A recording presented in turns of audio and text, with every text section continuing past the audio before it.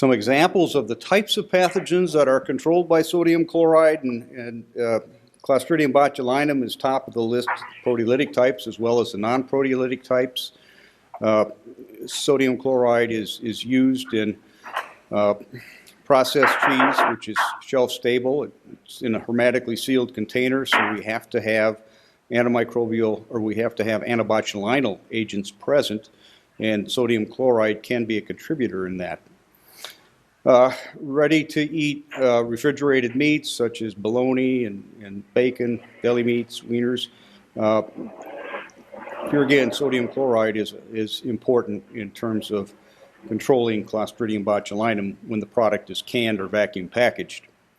Non-proteolytic bot, we have issues with smoked fish when it's vacuum packaged in particular, and we've had a major outbreak in years gone by associated with smoked fish and Clostridium botulinum, so there's precedence for that.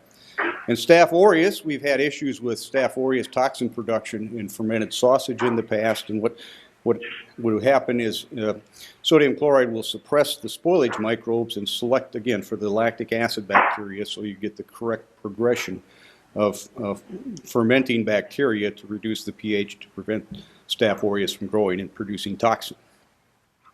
Some examples of foods for which sodium chloride contributes to microbiological stability. There's the refrigerated meats I mentioned, the deli meats, the wieners, the ham. Processed, shelf-stable processed cheese and smoked fish.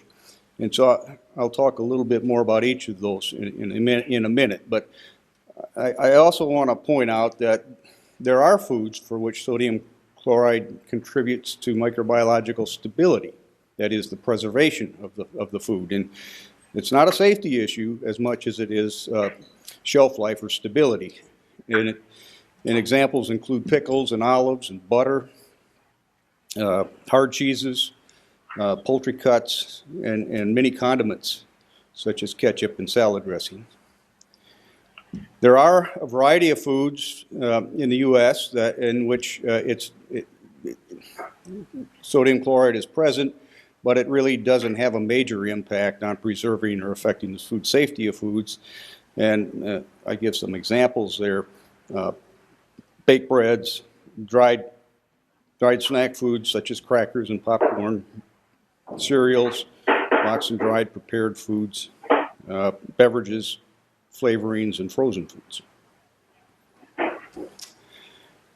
In processed meats, the primary function of sodium chloride is to solubilize the muscle proteins to assist in binding meat, moisture, and fat. It acts together with sodium nitrite to retard and prevent the growth of Clostridium botulinum. It serves as a seasoning or a flavor agent, and it can act as a preservative. There have been several studies way back in the 60s when there was, this isn't a new issue, reducing sodium in foods. And this goes back to the 60s where many studies were done addressing this topic and trying to reduce sodium in cheeses and meats. And I'm going to share with you some top-level results of some of these studies. There was a study done in bologna where they tried to reduce the sodium chloride content. And these are some extreme studies, but when they had 3% sodium chloride present in the bologna, there was no toxin produced within 4 weeks at 30 degrees centigrade. And if you drop the sodium chloride content down to 2.2%, you did get botulinum toxin within 1 week at 30 degrees centigrade. Another study, this is more recent, 95, the effect of sodium chloride concentration on botulinum toxin in sous vide spaghetti and meat sauce at 15 degrees centigrade. And you can see that when the sodium chloride concentration was at 0,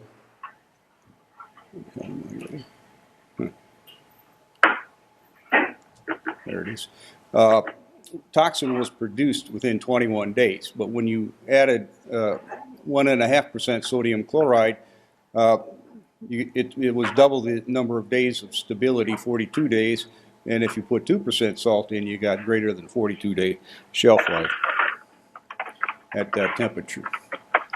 In turkey franks, this was a nice study done by Shab Barboot up in Canada, and What he did was compared different types of salt, sodium chloride, potassium chloride, magnesium chloride, at different ionic strengths and also at different concentrations, and determined how long it took at 27 degrees in turkey franks to produce botulinum toxin. And at 4% salt, it took 30 days to get toxin produced at 27 degrees. And that's the control we're relating to. If you use the same ionic strength potassium chloride, it happened in 16 days. That's 1% more potassium chloride than salt. If you brought in the same amount of potassium chloride in terms of concentration as the sodium chloride, it only took 8 days to get toxic samples. And if you use magnesium chloride at the same ionic strength as this level of sodium chloride, it only took 3 days for the samples to go toxic. So you can see that the different forms of salt have a bearing on whether Clostridium botulinum can grow and produce toxin. In terms of processed cheese spreads are low in, they're considered low acid canned foods if they're in a hermetically sealed container. Their pH is well above 4.6 and their water activity is higher than 0.85, and so you either have to show that botulinum won't grow and produce toxin, or you have to cook it and give it a bot cook, and that is no longer cheese. In fact, the pH of processed cheese is usually in the range of 5.4 to 6, and the moisture content's usually in the range of 50 to 54%, which is an AW of 0.94, so it's well outside that range for being considered safe based on the law. And it's not a commercially sterile product, but they do have an excellent safety record. And so studies were done by Nobi Tanaka and the group at the Food Research Institute years ago, and they were looking at what's in processed cheese to make it safe, and it turned out to be a combination of the moisture content, the pH, and the salt content, of which sodium chloride was an important part. And he put together nomograms showing if you're above the line, you're unsafe, and if you're below the line, you're safe in terms of combinations of sodium chloride and phosphate, sodium phosphate, and pH. And Eric Johnson, who's also at FRI, well-known bot researcher, took a quote out of one of his chapters: "Glycerol, organic polymers, ions such as potassium and other food components can bind free water and reduce water activity, but the efficacy in inhibiting Clostridium botulinum is poor on a weight percentage basis compared to sodium chloride." As I say, sodium chloride has some unique properties. Smoked fish, vacuum packaged hot smoked fish. I know Mike Foster used to talk about this. And there were 3 outbreaks, type E botulism, that occurred between 60 and 63, associated with vacuum-packed hot smoked fish from the Great Lakes. And you can control this type of Clostridium botulinum by adding sodium chloride so the water activity is below 0.97. And here's some studies done by Mel Eklund back in the 80s where you can see it, the time to toxicity based on the amount of chloride sodium chloride that's present, and as you go from 1.5% sodium chloride, 7 day to toxin production at 10 degrees centigrade, increase it to 3% sodium chloride, you double it. And if you get up to 3.8% sodium chloride, then it's greater than 28 days shelf life, or to toxin production. What are some of the approaches that we might take with reducing salt levels and sodium chloride levels in particular in processed foods?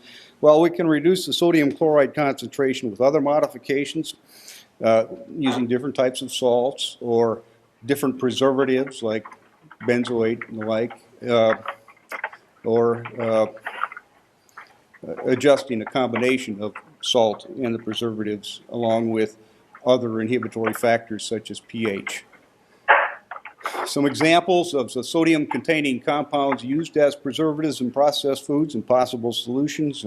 Instead of sodium propionate, we use calcium propionate, and benzoate, we use potassium benzoate, and you can read the list as well as I can. So the conclusions are, if we haphazard eliminate or reduce sodium chloride from certain processed foods, this could result in enhanced growth of pathogens and spoilage organisms. Sodium chloride reduction from foods relying on sodium chloride to control pathogens is feasible, but sodium chloride replacement must be validated to ensure safety, and validation studies for sodium chloride replacement in foods with extended shelf lives can take up to a year or more if it's processed cheese or something like that. And finally, just some additional reading material. If you don't believe what I said, you can read about it yourself.